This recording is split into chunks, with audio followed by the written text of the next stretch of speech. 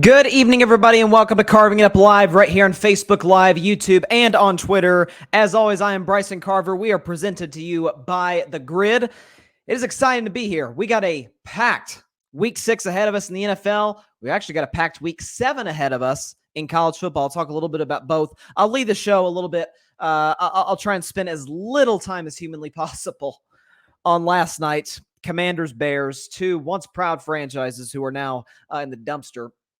I'll explain why that is the case in just a second. But I'll also predict at the end of the show all the big games in the NFL. We got some big ones, including obviously Cowboys and Eagles. There's some news for Dak Prescott. Maybe there's a chance he suits up. My man getting back out there. Also, Bills Chiefs, which is absolutely without a question the headline act of the entire Week 6 in the NFL. But there's some really interesting matchups, and I'll go ahead and give you a preview of my predictions ahead of time. I'm kind of liking the upsets. But I'll save that for later on in the show. But first, I usually say that statement with some conviction.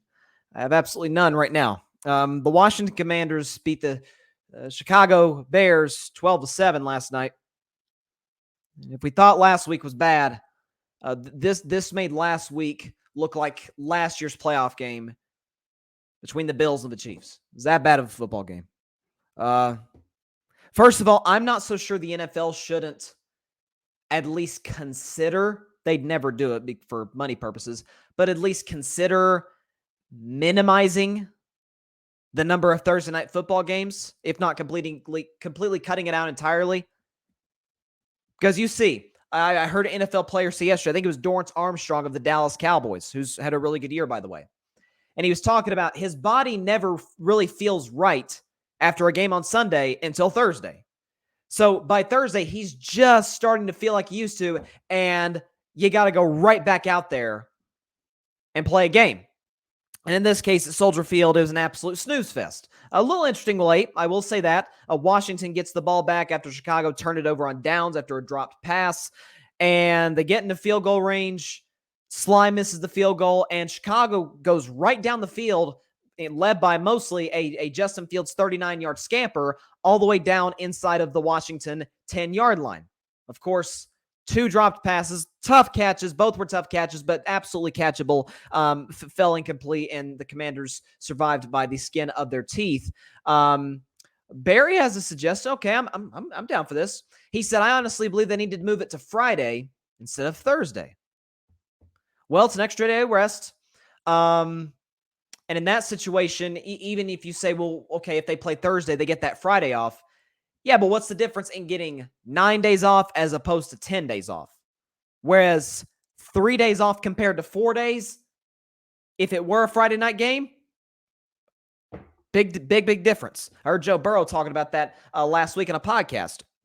But if you look at the quarterbacks, neither played well whatsoever. Carson Wentz did not even throw for 100 yards. He threw for actually 99. He had a QBR of 22, a scale of 0 to 100. He had a QBR of 22. He had a passer rating of 66. Justin Fields wasn't a whole lot better. He threw for $190, a touchdown, a pick. Had a QBR of 28 and a passer rating of 71, below average and way below average in QBR. So let me start on the Chicago side of things. Let's talk mostly about Justin Fields.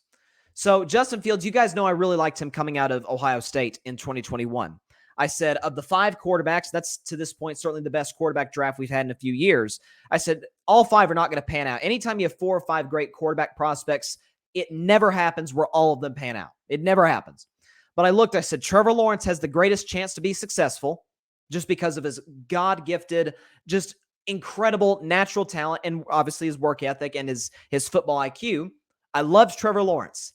Wasn't huge on Zach Wilson. He's looking pretty good as of late, so I'll reserve judgment until at least the end of the season, the beginning of next year, because I am seeing improvement from Zach Wilson. Okay, Trey Lance. Thus far, that's looked like my worst prediction. I said Trey Lance would have the best career. Thus far, he started, I think, 5 games and has yet to really pop in any of them, despite playing with a loaded 49ers offense. Justin Fields was one I was like, okay, I really like his talent, but I think it's going to depend a lot on where he ends up.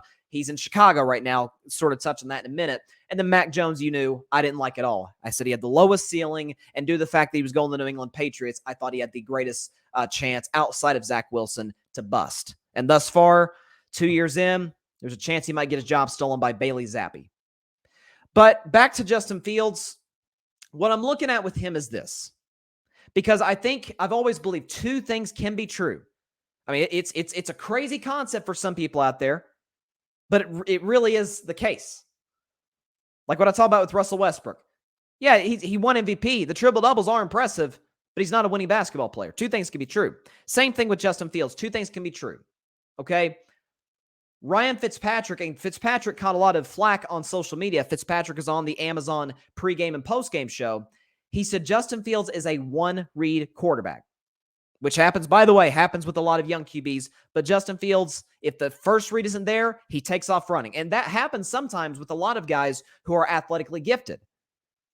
And that's why that's why to me the improvement of guys like Lamar Jackson has been outstanding. Like Lamar used to, especially his rookie year. First read's not there. I'm the best athlete on the field probably. I'm going to take off running. It's learning to trust yourself, to trust your receivers, to trust the playbook. And Justin Fields has in some ways become a one-read quarterback. What is also true is that, yeah, his offensive line's awful. His receiving core very well might be the worst in the NFL. And play calling has absolutely no creativity whatsoever. Two things can be true. And so that's why I still have hope for Justin Fields in the future, is because the one read thing, that is correctable. That is something that a quarterback can improve on. It's the other component I'm worried about. One component's totally up to Justin Fields. The other one, though, is up to a pretty dysfunctional Bears front office, who just hired a new coach, Matt Eberflus. So you guys know I was not a fan of the hire. I think when you have a young quarterback especially, you need to go in the direction of an offensive coach. They did not. They bring in a staff that's And it feels like the Bears are once again kind of living in the past, like, we're going to rely on defense, monsters of the Midway, all this, 85 Bears. Man, that's not the NFL today. You cannot win a Super Bowl. You can make the playoffs. You cannot win the Super Bowl if you don't have, at the bare minimum, an above-average offense. Look at the last few Super Bowl champions. Okay? Last year's Rams. Well, they were more than competent, right? You had Matt Stafford, who had a great year. Cooper Kupp was the offensive player of the year. OBJ, they could run the ball. Year before that, Tampa Bay. You had the GOAT, Tom Brady. You had the receivers, Evans, Godwin, Antonio Brown. You could run the ball with Leonard Fournette and Ronald Jones. Year before that, you had the Kansas City Chiefs, okay? We know them by their offense. The reason the Chiefs won the Super Bowl is because their defense finally stepped up, right? Then you had the Patriots the year before that. Not a great offense, but certainly above competent, right? They scored 30-plus points in the first two playoff games and had a great fourth quarter in the Super Bowl. Year before that, Philadelphia, with a backup quarterback, put up 41 points. Year before that, Tom Brady led what was one of the best offenses in the league in the Patriots, and they won the Super Bowl. And that's kind of the modern NFL era. The last offense to win a Super Bowl, the last below-average offense to win a Super Bowl was the 2015 Broncos, and they had, in my view, one of the greatest defenses of all time. I don't think that Broncos defense in 2015 gets enough credit for how dominant it was. I mean, it was ridiculous. That's the last team to do it. And I can't say I'd really like to rely on that method. Now, the Bears, forget Super Bowl. They're not even in playoff contention. They still got a ways to go as a franchise. But the issues on Justin Fields' part are correctable. It's not like, man, he just struggles to stay healthy, or his arm strength he's got limitations. Limitations is not the issue for Justin Fields, right? He's a smart kid. He's mature. He's not like one of these younger quarterbacks, say like a Baker Mayfield, you got to worry about off the field. No, he carries himself well. He's got a very good arm. His accuracy is good enough. You can improve that. And he's got the intangibles to hopefully get you to that next level. He just has to improve on not being a one-read quarterback all the time. It's the Bears I'm worried about. As for Washington, listen, you guys know I've never been a Carson Wentz fan, ever. Matter of fact, the very first segment I ever did on Carving It Up, okay, the 14th. So actually a week from today is going to be our 3-year anniversary. It's crazy. But first segment I ever did on Carving It Up is the Dak Wentz comparison, because at that time they were still in the division. They're in the same division now, but Carson was obviously in Philadelphia. I said, Dak is clearly better. Is the arm going to blow you away like it does with Wentz? No. Is the size? No. But intangibles, poise, accuracy, moving in the pocket, durability, you're going to take that any day of the week over Carson Wentz if you know anything about football. And here we are, Dak still with the Cowboys. Carson Wentz is on his third team in 3 years. It's the decision-making. It's the just questionable, what he's doing in the pocket. Like, there was some trips in the red zone. I'm like, dude, what are you doing? Okay, now in Wentz's defense, you have an offensive line that is just as bad as Chicago's is. As a matter of fact, Wentz and Fields have been sacked more than any quarterback in the league. They're tied. Okay, you have a receiving unit that outside of Terry McLaurin is pretty bad.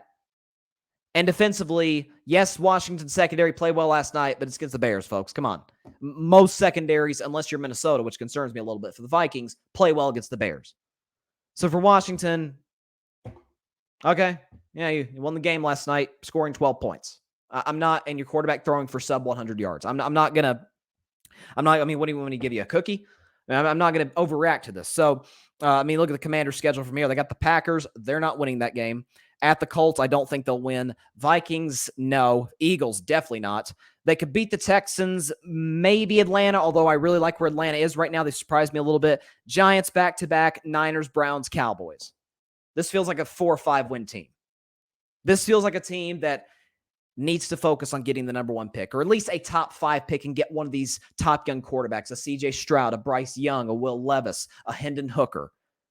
Getting one of these guys. Because Wentz is not the future, and due to his some of the decision-making coaching-wise, and I love Ron Rivera, but I don't think Ron Rivera is the future at head coach, which sucks for him because he's never had even close to a franchise quarterback in Washington. Year 1, he's got a multitude of guys finishing in Alex Smith, a beat-up Alex Smith. A year later, it's Taylor Heineke, who's a backup, and then now it's Carson Wentz, who's an average starter. Like, you're not going anywhere with him, especially when you have a limited supporting cast, which the Commanders do. So they still got a ways to go as a franchise. They feel like they're in the kind of that same spot as the Bears. Difference is Washington's probably going to be focused on getting a new quarterback next year in the draft, where I don't think that's the issue for the Bears. They need to commit more to the offensive side of the ball. They need to, in my view, get an offensive head coach in there and move forward and see if you can develop Justin Fields into what you think he's capable of doing. But let's just hope next week, Saints-Cardinals, which that's a fascinating matchup, right? You got that great Saints defense against, Kyler Murray, the playmaker that he is at quarterback. Let's just hope next week is better than this week and last week. Up until the third quarter of this game, we had not had a Thursday night football touchdown in 2 weeks. Come on now.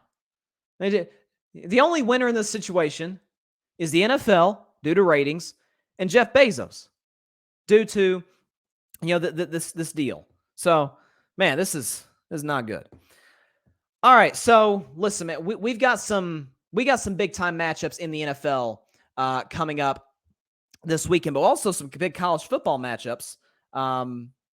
Let me touch on real quick some of the playoffs going on in baseball. Guardians, I watched that game today. Guardians beat the Yankees 4-2. I told y'all coming into the series, I picked Cleveland to win in 5 games for the very reason you saw today. The very reason you saw today in this game. Yankees are completely reliant on the home run ball. They can't get on base. Cleveland can. And their bullpen doesn't hold a candle to Cleveland's. The Cleveland Guardians bullpen, through 4 games in the postseason, have yet to give up a run. Think about that. 4 games in the postseason, 2 against the Rays, 2 against the Yankees. They have yet to give up a run. They get on base. They play baseball, in my view.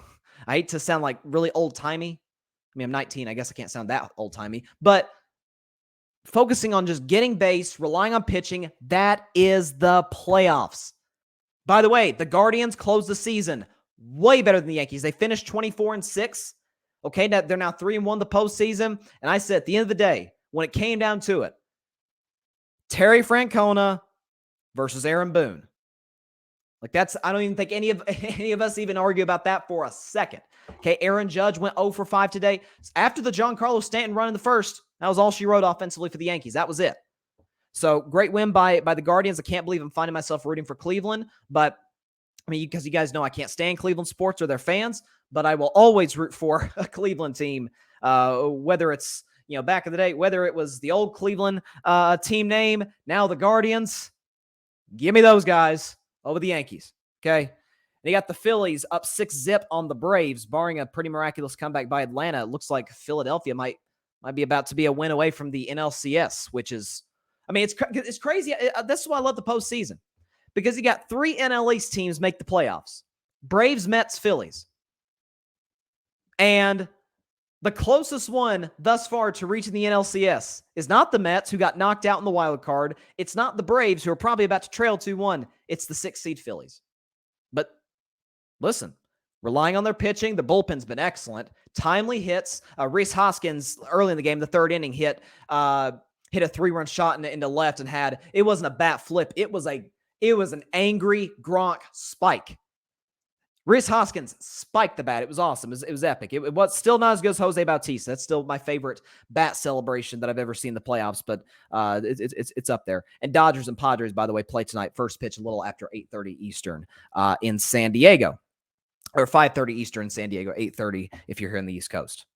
But college football as well. This is, without a question, it's not even a debate, the biggest college football weekend of the season. Okay, you got Penn State, Michigan, 10th ranked Penn State, 5th ranked Michigan, playing at noon tomorrow on Fox. Michigan is a 7-point favorite. I'm probably going to go with the Wolverines to win that one, but close. They've been in some dogfights in the last few games. Okay, you've got Oklahoma State, TCU, 8th ranked Oklahoma State, 13th ranked TCU. Both of those teams also undefeated. TCU is a 4-point favorite. I'm probably going to go with TCU to win this one by a field goal. I do not think they cover.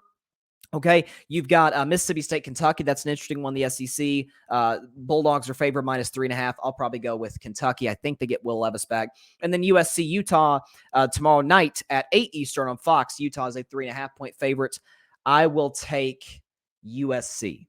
I'll take USC to get the upset and win by 4. Of course, the granddaddy of them all, though, it's the 3rd Saturday in October. It's the Tennessee Volunteers. My Tennessee Volunteers, who I'm, of course, repping today, hosting the big bad Alabama Crimson Tide. I'm going to predict that at the end of the show after I do my NFL predictions. I'll leave it at that. Okay, I'm going to predict that game at the end of the show. But we got NFL predictions, so let's get right into it. We're going to start with our first game being, there we go. The San Francisco 49ers taking on the Atlanta Falcons. Now, before I predict that game, let me go ahead and show my Week 5 record. Last week, went 10-6, improved on back-to-back 9-7 records. So my overall record, if you include last night's game, which I picked Chicago to win, I am 45-35-1. So hopefully, trying to improve on that as we go along. But we got an NFC matchup between the San Francisco 49ers and the Atlanta Falcons. Niners are a 5-point favorite in this one on the road in Atlanta. And this is an interesting one, okay? Because the Falcons are sitting there at 2-3. We saw how close they came to beating Tampa last week, and that's the thing for the Falcons. Most of their losses have been close, so being able to hang in some of these games, I think Arthur Smith's done a good job with a limited quarterback in Marcus Mariota. We know about the weapons they have. Drake London. It looks like Kyle Pitts, I read today, is questionable, so we'll see if he's able to go. He's going to be a big component, especially against what's the best defensive football to me, the San Francisco 49ers. Okay, we know Atlanta can run the ball pretty effectively. The offensive line has been better than expected. It's been the defense that's been their biggest problem. And going against the 49ers offense where Jimmy Garoppolo, I'm not a big Jimmy G fan, but he is playing well. He's playing mistake-free football, running the football well with their backs, with a beat-up offensive line, missing Trent Williams. Thus far, you can't tell. As great as Trent Williams is, best left tackle in football, this Niners offensive line is more than holding their own. Deebo Samuel's having an excellent year. Will George Kittle play? That's kind of up in the air. But Juwan Jennings doing a good job. Ayuk. So this feels like a game that San Francisco does cover, but I think it's barely. I will take the 49ers to win this game 27-21 over the Atlanta Falcons. Right off the bat, we're going to go to Bryson's Bleak Bet. The new segment I'm debuted this season. It's the one pick a year that I have absolutely no confidence in whatsoever. We all love those games, right? And it's this week. This week's edition, Bryce's Bleak Bet. The New England Patriots taking on the Cleveland Browns. Cleveland in this game is favored -2.5. This very well could be the worst game of Week 6 in what is a great Week 6. But you've got The Patriots in a situation where Mac Jones is questionable to play with that ankle injury. If he's not able to go, it will be Bailey Zappi for effectively a third straight week. It'll be a second start, but obviously he came in relief early for a concussed Brian Hoyer against the Packers. Whereas you got the Browns coming into town, coming off a loss against the Chargers, in which they weren't able to hit a game-winning field goal at home. Both teams sitting at 2-3. Both teams really, really desperate for a win to stay in that playoff picture. Cleveland just trying to keep things afloat for long enough to where Deshaun Watson comes back later in the year, although there's another accusation for Deshaun, so this dude can't stay out of trouble. But be that as it may, they're hoping Deshaun's able to come back after the 11-game suspension is up and them still be in playoff contention. As for New England, okay, they shredded the Detroit Lions defense last week, albeit the Lions are the worst scoring defense in the NFL, so that isn't saying a whole lot. But then again, this is a Patriots team that is bare. It's a bare cupboard at that wide receiver position, okay? So doing what they did to the Lions last week, I'll give them kudos. But this is a big week for Cleveland because they're missing Denzel Ward. Denzel Ward is out. So to me, that decides it. I don't feel confident whatsoever in this pick. I'm going to take the Patriots to get the upset and win 24-17. I think they will run the ball effectively against Cleveland, get a win on the road against the Browns, and get to 3-3. Patriots will win this game 24-17. That is Bryson's Bleak bet. Whether it's Bailey Zappi, Mac Jones, I think they'll probably go with Zappi. Make sure Mac Jones is right. Ankle injuries are not something you want to mess with, so I'll take the Patriots to win. Moving right now to our upset of the week. My upset of the week, give me the Jets. Jets over the Green Bay Packers 26-22 at Lambeau Field, and here is why. You got 3-2 teams right there. Vegas is watching a different team than I am. I'm convinced Vegas is watching a different Green Bay Packers team than I am. I don't know if they're watching the 1966 Packers or the 67 Packers that won the first two Super Bowls. I don't know if they're watching the 2010 Packers or the 91 or the 92 or 3 Packers, whichever team won the Super Bowl in the 90s with Brett Favre. I don't know which team they're watching. I don't know if they're watching the last two 13-4 Packer team. I don't know. This ain't the same Packer team. Okay, Aaron Rodgers, okay, by his standards, is having a pretty darn pedestrian year. Okay, you look at his numbers in his career through the first 5 games. He ranks is in his career. He's 14th best in his career in passing yards per game, 14th best in his career in yards per pass, tied for 13th in his career in touchdown passes, and tied for 11th in his career in passer rating. Does that sound like the back-to-back MVP to you? 4-time MVP overall to you? Some of it is the game planned by the Packers is awful. Some of it is he has absolutely no trust whatsoever in his wideouts, whether that be Christian Watson, Romeo Doubs. He has trust in Randall Cobb, but Randall Cobb is not a deep threat by any stretch of the imagination. Neither is Alan Lazard or the 2 kids that I talked about. He's been too reliant at times on the security blankets, the tight ends. So this has been a Packer team that I said the formula to win for them is running the football effectively and relying on your defense. Well, neither of those have worked. The defense hasn't been as good as we thought it would be, and the running game has been excellent. But Matt LaFleur's just abandoning the run. Up double digits on the Giants last week, and he just stops giving the ball to Aaron Jones and A.J. Dillon, both averaging 5 yards a carry. So I don't have any reason to believe that this will be an improvement by the Packers, whereas you got the Jets coming into town. Let me tell you something about the Jets. And I said after the draft, heck of a draft. Okay, their first 4 picks are all playing and all playing well. Sauce Gardner is everything I thought he'd be. I said, this is the Jets' next Darrelle Revis. He has got a chance to make 8, 9, 10 Pro Bowls. That's how great he is. He has Hall of Fame level talent, and he is playing outstanding. He's got a great chance possibly to win Defensive Rookie of the Year. Sauce Gardner's been excellent. And against a Packers team where the weakness of their roster is wide receiver, with an Aaron Rodgers who does not trust his wide receivers, with a defense that's really struggled, you heard it here. Give me the Jets to beat the Packers. 26-22. Again, how the Packers are 7.5-point favorites, I honest to God don't know. Vegas is watching a different game than I am. They are watching a different team than I am. Give me the Jets over the Packers in my upset of the week, 26-22. Let's see, we got a comment here. Barry says, Bryson, you hate Green Bay, LOL. It's like me and the Clippers. Listen, Packers, Clippers, what have they accomplished in the last decade? They've won a lot of games. What have they done in the playoffs? Well, the Clippers done the playoffs. What the Packers done the playoffs last decade? Not much. Okay? And again with the Packers, what am I supposed to be optimistic about? I can't be optimistic about Aaron Rodgers because he's not playing even close to the standard that we expect. The defense isn't playing up to par. The running game is. Matt LaFleur just stops giving Dillon and Jones the ball. Jets over the Packers. Moving on now to a divisional matchup. You got the Jacksonville Jaguars taking on the Indianapolis Colts. Colts are favored -2 in this game at home. This is a fascinating one, folks, because you got two two-win teams in what is, to me, right now, the worst division of football, the AFC South. Jacksonville coming in off 2 rough losses. They go up 14-0 on Philadelphia and get manhandled from there. They come in last week at home against, at the time, a winless Texans team, the only winless team in the NFL, and get completely shut down offensively. Trevor Lawrence threw a bad pick in the end zone. That is the biggest flaw for Trevor Lawrence. It's a little Matthew Stafford-ish. Really, really careless with the football at times, especially down in the red zone. He's got to clean that up. They're going on the road, though, to play a Colts team, okay, who is really struggling both offensively and defensively. Now, defensively, some of that is because Shaq Leonard is out for this game, who is one of the premier linebackers in the NFL. So he's gone. But offensively for the Colts, with Matt Ryan, who I thought was supposed to be a huge upgrade over Carson Wentz. This is a Colts offense that, it's needless to say, it's been pretty darn bad. Okay, you look at their start to the season. They had that tie against Houston where they scored 20.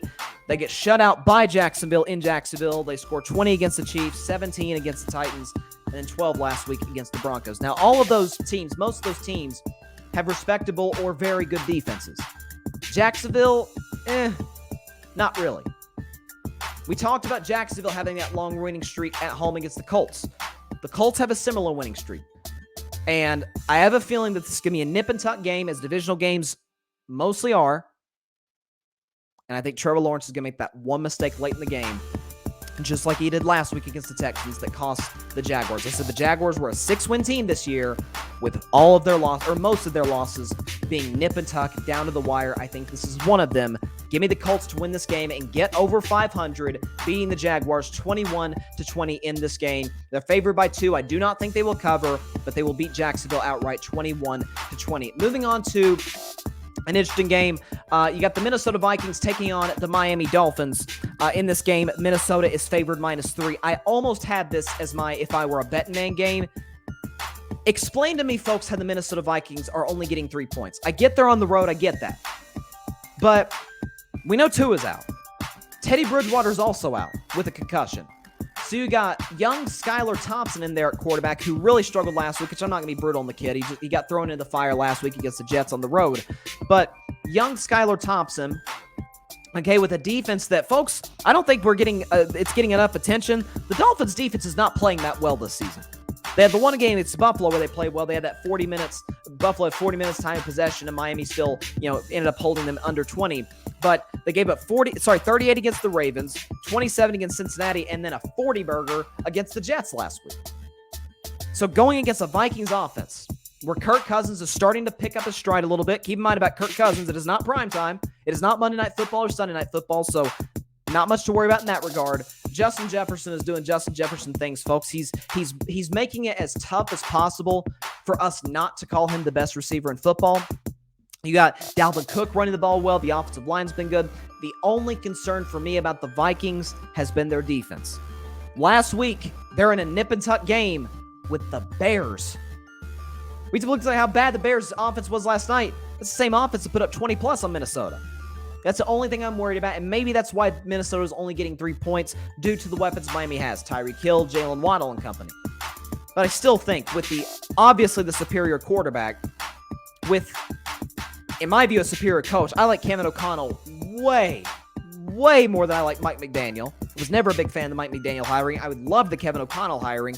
I'm going to take in this game, where is it? There it is. I'm going to take the Vikings to cover this game quite easily, I might add. 31-16 over the Dolphins. With the Packers' loss, I think that will put the Vikings 2 games up in the NFC North. You guys know I really liked Minnesota coming into the season. I feel like this is a team that will win the division and win a playoff game. They'll go to 5-1, beat the Dolphins 31-16. We got a little revenge-ish game next. It's the Cincinnati Bengals. It's the New Orleans Saints in the Superdome, in the Big Easy. Now, Jameis Winston's once again out, so that means it's Andy Dalton for a third straight week. Well, this is going to be Andy Dalton's second opportunity to start against the Cincinnati Bengals. He started against Cincinnati a couple of years ago when he was in Dallas, played very well. Cowboys won that game quite convincingly, although Joe Burrow did not play in that game due to injury. So now you got this game in the Superdome. Both teams are sitting there at 2-3. The Saints offense had its awakening last week against the Seattle Seahawks, scoring 39 points. Cincinnati only scoring 17 in a loss against the Baltimore Ravens. This is the game that I went back and forth the most on this week. Because on one hand, I'm like, Saints defense is excellent. They had a bad game last week against Seattle, but all in all, the pass versus the secondary, they're outstanding. Going against a Cincinnati offense that's really struggling. The offensive line still cannot protect Joe Burrow. What's new? Jamar Chase is really struggling to separate right now, which I did not see coming. They're dealing with injuries to T. Higgins and company. They're running the football not as well as they did in the postseason last year. And on the other hand, I'm like, it's Joe Burrow versus Andy Dalton. That's what made the decision for me. Give me the Bengals to win this game over the Saints, who are favored -2. I'm sorry, the Bengals to win this game. Bengals are favored -2.5. They'll win barely. They'll cover barely over the Saints 24-21. I feel like this is a game that comes down to a game-winning drive midway through the fourth quarter for the Bengals. They'll come away. This is maybe Joe Burrow and Jamar Chase's breakout game this season, as it looks like they're not quite on the same page thus far in 2022, the same way they were last year when they made the Super Bowl. Bengals win this game, get back to 500, 24-21 over the New Orleans Saints. Moving on to the Baltimore Ravens taking on the New York Giants. Who'd have ever thought the Giants would be sitting there at 4-1? But under the coach who thus far through the first month of the season is absolutely the coach of the year, Brian Daboll, behind Saquon Barkley, who is the NFL leader in scrimmage yards, he's back. He looks excellent. Running the ball, they've run some Wildcats with him, some Wildcat packages, especially down inside the 5-yard line. He's been great in those. This is what I'm looking at. So Baltimore, big win last week at home against the Cincinnati Bengals. Lamar Jackson, up and down game, but came up clutch in the fourth quarter on that last drive. Against a Giants defense led by who? Wink Martindale. Wink Martindale was the defensive coordinator for the Ravens, okay, from 2018 to 2021. And so you had that sort of like a revenge-style game. So he knows Lamar Jackson. Lamar Jackson knows him. They, faced a lot against each other at practice. What I think it comes down to is two weaknesses. Ravens secondary is their weakness. One game against Cincinnati doesn't fix everything, folks. The Ravens secondary is their weakness. The Giants wide receiving unit is their weakness. That is obviously along with Daniel Jones. So this feels like a sort of back and forth type game. Again, I think Brian Daboll, with his outstanding situational awareness, keeps them in it for a while. But this Lamar Jackson we're talking about, this to me is still, if he's not the front runner, he's still the top 3 in my view for MVP. Give me Lamar Jackson. Give me that man who's going to get his money next offseason. Give me the Ravens to beat the Giants 28-24 in a really good game. One of the better 1 o'clock window games. Could come down to the last minutes, but I'll take the Ravens to beat the Giants 28-24. Moving on to the Tampa Bay Buccaneers taking on the Pittsburgh Steelers. And you want to talk about mismatch. So first of all, Tampa Bay on the road is favored -9.5. So needless to say, Vegas loves Tampa Bay, and they should. This is easily and without question the worst matchup in the NFL this season, this week, in terms of strengths and weaknesses. Where's Tampa Bay's strengths offensively? It's wide receiver. It's Mike Evans, Chris Godwin. If Julio Jones is healthy, we know what Julio Jones can still bring to the table, even at this stage of his career. Cameron Brate, that can run the ball with Leonard Fournette. As for Pittsburgh, they are missing not 1, not 2, but 3 corners and Minkah Fitzpatrick. Not to mention TJ Watt has obviously been out since week 2. So you're missing 5 defensive starters. Offensively also, you're missing Pat Freiermuth, who you guys know I really like. Where you got Kenny Pickett thrown into the fire against that top 5 Tampa Bay Bucs defense. I may do cartwheels on the show if the Steelers win. I may do the show I may get a Pittsburgh Steelers jersey. I don't know. Pittsburgh's not winning this game. There is no chance of them winning this game. That's why I have the Buccaneers winning convincingly 38-12. You heard that right. 38-12 over the Pittsburgh Steelers. I think this game is over at halftime. Again, when you want to talk strength on weakness, wide receiver on defensive backs for the Bucs and the Steelers, this game feels like it could get out of hand very quickly. Give me the Bucs over the Steelers. I think this could get very ugly quickly at Acrisure Stadium. Should still be Heinz Field. All right, moving on now to the afternoon window. You got the Carolina Panthers taking on the defending Super Bowl champion Los Angeles Rams. Rams, who'd have thought they'd be sitting there at 2-3 this season? But you have a multitude of issues. You have the fact that they can't run the football well. Cam Akers is away from the team due to personal reasons, and he struggled to hang on onto the football. Okay, Matthew Stafford has completely become a one-read quarterback. We criticize Justin Fields for that. Matt Stafford's done a little bit of the same. Okay, so if number 10's not open, Cooper Kupp's not open, it's bust. Especially with that offensive line that he's playing in front of, where it's third-string center. Last year, the second-string left tackle. I mean, this is a little bit of a makeshift offensive line in some ways for the Los Angeles Rams, and they're struggling. But it's not like it's going much better for the Carolina Panthers, who are 10-point underdogs in this game at SoFi Stadium. Because the Panthers are sitting there with their coach just fired, Matt Rule, with Baker Mayfield out, P.J. Walker in, although it's not like we wish Baker obviously the best in his recovery from that ankle injury, but it's not like Baker was giving him a whole lot. As a matter of fact, he had the worst QBR in the league. You got P.J. Walker sitting in there, who coming into training camp was the third string behind Baker and Sam Darnold. You have a situation where a lot of times when a coach gets fired, usually it comes after kind of an ugly loss, which the Panthers did last week. Did suffer an ugly loss to San Francisco. A lot of times you see, just for 1 week, that team play with a little bit more mojo and energy. It happens. So to come to this game 10-point dogs, Rams aren't playing well. I am going to take the Rams to cover, but by exactly 10. I think this is actually an interesting game to watch. This could be a little bit, if you're going to bet the Carolina Panthers, do so at your own risk. But if you do, man, you could win some serious money. That said, I will take the Rams to beat Carolina 27-17, because at the end of the day, as much as I don't trust Matthew Stafford in the slightest, I'm going to certainly trust him a lot more than I'm going to trust P.J. Walker. So I think the Rams win this game, get back on track. Just like the team they played in the Super Bowl, the Bengals, I think the Rams would get to 3-3, get back to 500, and win this one 27-17. Moving on to a divisional matchup, Arizona Cardinals, Seattle Seahawks. Arizona, a 2.5-point road favorite in Seattle. Now, we know about the Seahawks offense. It seems like they actually got better with the departure of Russell Wilson, which I would have laughed at you if you had said that before the season started. But here I am a week ago, I'd eat crow, and I completely sold my stock on the Denver Broncos and Russell Wilson as well. This Seahawks offense looks really good. DK Metcalf is playing well. Tyler Lockett's getting open. The big blow, though, for the Seattle Seahawks, Rashad Penny, gone for the year. It's a huge, huge blow to Seattle the way he was playing. But Geno Smith is playing like a top 10 quarterback. He's not that, obviously, but he's playing like one thus far through the first part of this season. The big issue, though, which I worried about coming into the year, is the Seahawks defense, which has been pretty much atrocious. Back-to-back weeks, they've given up 38-plus points.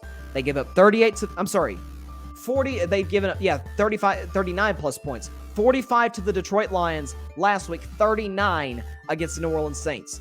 Just because you're playing on the road don't mean you got to give up 40 points every single game. You have a situation where Arizona comes in. Here's something that maybe y'all didn't know. Kyler Murray has kind of struggled in Seattle. If you look at his career numbers on the road in Seattle, they're not great. A Seahawks defense has struggled, but an Arizona offense that hasn't been much better outside of Kyler at times and Hollywood Brown. So, DeAndre Hopkins, this is his last game out. He's going to be itching to come back. Kyler Murray is going to be itching for him to come back. Situationally, I think in divisional games, it comes down to that.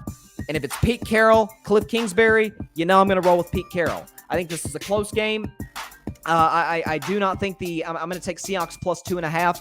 I'm going to take the Seahawks to win outright 30-28 over the Arizona Cardinals. It'll be yet another game of Seattle scoring at 30 or more points. Give me the Seahawks to beat the Cardinals 30-28. And now the game that we have all been talking about, that all the pundits have discussed, who the best quarterback is, who the best team is, who the favorite is to come out of this particular conference. It is the rematch of the game of the year from last season.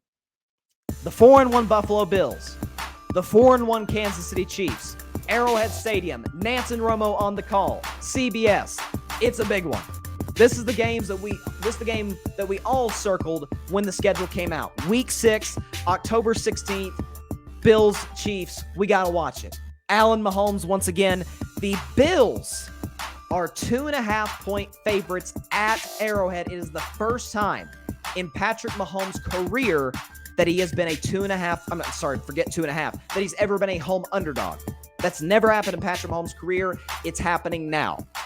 Here's what I'm looking at. First of all, we're going to have a lot of points. I'm just here to tell you right now, okay? This is a Chiefs. First of all, on the Chiefs side of things, okay, they've got a defense that's tied for 24th in points per game, 26th in takeaways, and dead last in QBR. That is not the combination you want against Josh Allen, Stephon Diggs, and Gabe Davis. That is the last thing you want to hear. Buffalo, on the other hand, though, the secondary struggled a little bit. And the thing for the Buffalo Bills, which I will give them credit for this, they have never played down to the competition. The teams that they have beaten outside of Baltimore, they have beaten badly. Rams, Titans, last week against Pittsburgh. The teams they've beaten, they've smoked. And so when I'm looking at this one against Kansas City, this is the game that Buffalo players have circled since May. You think we've been circling it? These guys have been chomping at the bits to get back on that field at Arrowhead Stadium where they had their hearts broken. Obviously, everybody remembers 13 seconds left. That's it will forever be known as the 13-second left game. Kansas City, though, offensively, haven't missed a beat despite the loss of Tyreek Hill. Travis Kelce, 4 receiving touchdowns. Patrick Mahomes, who I said yesterday is the only quarterback in NFL history that I would rather have him as my quarterback trailing double digits over Tom Brady. Doesn't mean Brady's not the GOAT, because he is. But down 10 or more points, Patrick Mahomes over any quarterback in NFL history. And I think he's going to trail by 10 or more points on Sunday. But the patience of Mahomes, the fact that the Chiefs like, dog, we beat this team in 13 seconds.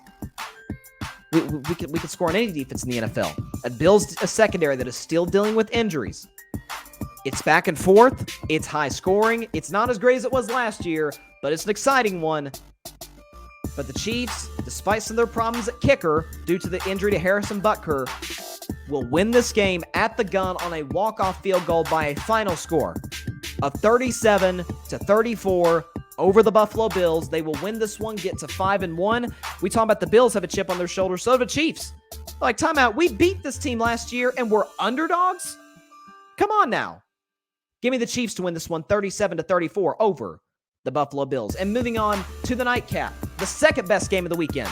You've got an NFC East matchup, the Dallas Cowboys, the Philadelphia Eagles. Eagles in this game are favored -6.5. Now let me stop the music for just a second. I don't ever do this in my predictions. I'm a big believer in pick integrity. Okay, because I picked the Broncos to win the Super Bowl this year. It's the dumbest pick I've ever made on the show. But I'm not going to move off of it, not because I believe the Broncos are going to do it, not because I have any faith they're going to do it, but because that's what I picked before the season. That's what I picked. Like, I got to stick with it. There's a certain level of integrity that I think is supposed to come with that. Okay? But when I'm looking at it, at this game, you guys know Dak Prescott's my guy. I've been a Dak Prescott fan since he was at Mississippi State University, balling out with the Mississippi State Bulldogs. You guys know that's my guy. I'm going to put a caveat in this game. If Dak plays, if Dak doesn't play, let's put the music back on. Dak Prescott has been listed as questionable. When the injury report came out on Friday, when I saw it, I'm looking at the list for Dak, and I'm thinking it's going to say either doubtful or out. Because we know Dak threw during practice on Wednesday, threw off to the side, and then was a limited participant in practice on Thursday. CeeDee Lamb went as far as to say, he looks back. All right, they say he's got the zip and power in the ball that you want. So to my knowledge, from what I'm hearing from the Cowboys players, Dak's ready to go. If you give Dak the option whether he was going to play or not, he would play, obviously. Players want to play, as I always say. but you have the fact that I don't think the medical staff has cleared him to play yet, so that's kind of dicey. Mike McCarthy said that we are coaching this game, we are planning as if Cooper Rush is going to start. And so with all of that said, if Dak Prescott doesn't play, I'm going to take the Philadelphia Eagles to win 21-16 because of the fact that I think the Cowboys defense will keep it close for a while, but they have yet to play a mobile quarterback, and that's a whole different ballgame. Jalen Hurts, mobile is an understatement. He has obviously improved as a passer, but something in my gut, knowing Dak Prescott the way I know him, heck, even knowing Jerry Jones the way I know him, tells me that Rain Dakota Prescott's going to play on Sunday. And because I think he's going to play Sunday, this game is... We're a betting man. For a betting man, not only am I going to take the Dallas Cowboys plus 6.5, I'm going to take them to win this game, if Dak Prescott plays, of course, 26-23. The passing offense will finally, the floodgates will open. Dak Prescott, we know the connection he has with Michael Gallup, with Dalton Schultz, the fact that the running game has improved drastically, with Tony Pollard, Ezekiel Elliott, the fact that the offensive line has, in my opinion, due to the injuries and guys they lost in free agencies, overperformed. Tyler Smith has actually played very well. Tyler Biotish hasn't been awful at center. Zach Martin, we know what he brings to the table. Jason Peters, we'll see if he's able to suit up and play here and there, especially on run packages. But if Dak Prescott plays, if I were a betting man, Cowboys plus 6.5. And if Dak plays, Cowboys win it outright, 26-23 over the Philadelphia Eagles. So I guess in both cases, so there you go. Let me put it back up. So if Dak plays, I think Cowboys win by 3. If he doesn't, Cowboys lose by 5, 21-16. But either way, that's still Cowboys plus 6.5. So if I were a betting man, give me the Cowboys plus 6.5. And if Dak plays, I got them winning. I got the boys winning. One more prediction, though, before we get out of here. It's the third Saturday in October tomorrow. It's the biggest game of the college football season at this point. The third-ranked Alabama Crimson Tide comes to Rocky Top to take on my University of Tennessee Volunteers, who are sitting there at the 6th-ranked team in the country. Both teams undefeated. The big question coming this week centers around Bryce Young's health. We know he had that shoulder injury a couple weeks back against Arkansas. He did not play last week in what was a nail-biter against Texas A&M. Jalen Milroe came in, didn't look all that great. His timing was a little off. Bama relied heavily on the running game with Gibbs, who, in my opinion, is top 5 for Heisman, the way he's playing. Here's the thing, though, for Tennessee. Whether Bryce Young plays or not, the Vols defense, number 1 in the SEC in quarterback pressures. That's pretty good. And the secondary has struggled, but the best way to help your secondary, get pressure on the quarterback. And the Tennessee offense, 8 consecutive games of scoring 30 or more points. Hendon Hooker, to me, is second for the Heisman behind C.J. Stroud. He wins this game, he'll vault to first. Best believe that. Our best receiver, Cedric Tillman's out, but Jalen Hyatt has played tremendously. Brew McCoy, the transfer from USC, has been great. Guys like Princeton Fant has been a good security blanket for Hendon. They've run the ball with Jabari Smallwell. This is an offensive line also that has played excellent.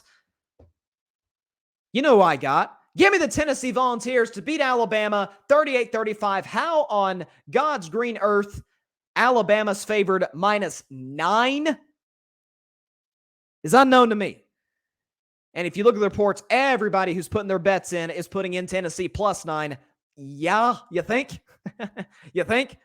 Yeah, that's the most obvious bet of the weekend in sports. And by the way, we got a great weekend in sports. But if Tennessee wins on Saturday, which I believe they will, once again, 38-35, I'm act a fool on Monday's show. You guys thought I celebrated when my Warriors won the NBA championship 4 months ago. By the way, 4 months ago to the day on Sunday. We're going to have a celebration on Monday if we beat Alabama. So stay tuned for that. Until then, that is all the time we have for today's show. Appreciate everybody stopping by as always. Be sure to catch Carving It Up Live on Monday, as always, at 6 p.m. Eastern, 3 p.m. Pacific time, Facebook Live, YouTube, Twitter. Also, be sure to like, share, comment, and subscribe to the YouTube channel. It helps the channel grow exponentially. Carving Up Podcast. Subscribe to the Grid Network, where every Carving It Up Live, a full show, as well as clips that I upload on YouTube from the show is uploaded. So subscribe to the Grid Network. And yeah, that's about all we got. A great football weekend, some great playoff baseball going on right now and the rest of the weekend. So going to have a lot, and I mean a lot to discuss on Monday's show. And if my Vols pull it off, which I think we will against Alabama, I'm going to act a fool on Monday's show. I'm just going to tell you that right now. So hope everybody has a great weekend. Please continue to stay safe out there. God bless you all. Peace out. Love you, Mom. You're the best. Thanks so much for watching the show on YouTube. Be sure to click that big red subscribe button and go check out the other clips and full shows of Carving It Up Live. Have a blessed day.